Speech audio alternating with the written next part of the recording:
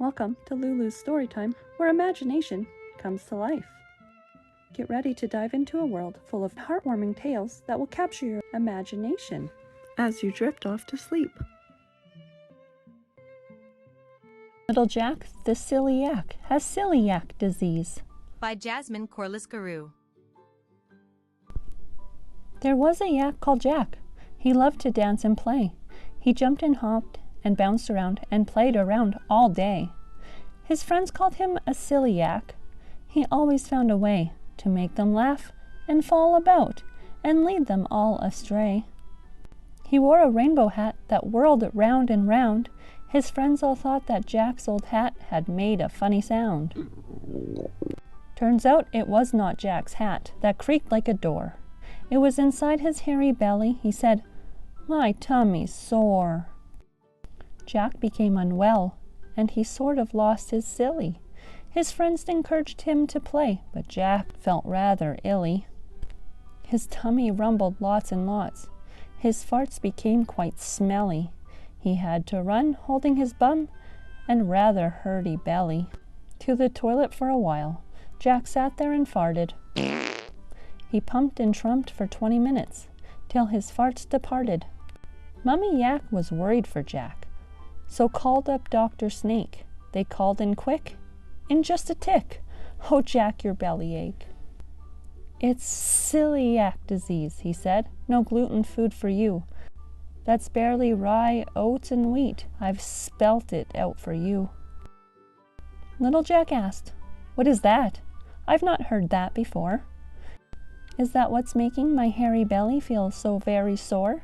"Yes, it is," said Dr. Snake. "I'll tell you everything. Once you stop eating gluten, it'll make you want to sing." "But what does it do to me, Dr. Snake? I'm feeling pretty scared." "Oh, don't you worry, little Jack.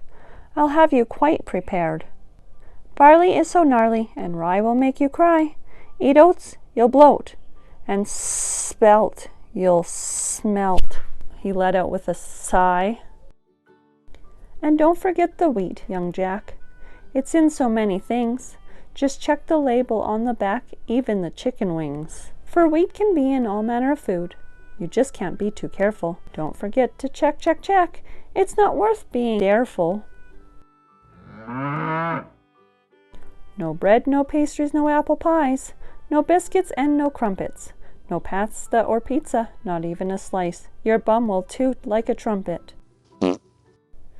"But what am I going to eat?" said Jack. "I really do love bread." "Jack, my dear, have no fear. Have gluten-free instead. And make sure when you're cooking, if gluten is nearby, make sure the food that you eat, Jack, stays well away. Goodbye."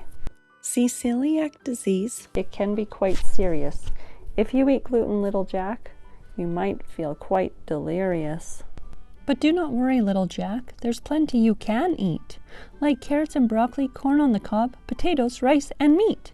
And if you fancy pizza or pie, there's plenty you can make. Just use gluten-free biscuits in a gluten-free cheesecake. Switch out normal plain flour for grains like corn or rice.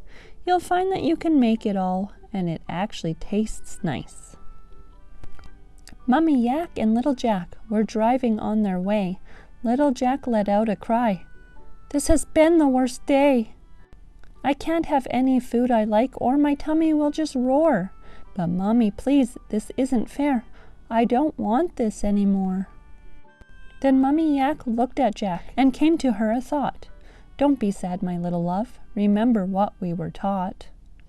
Almond, corn, and rice. Quite right?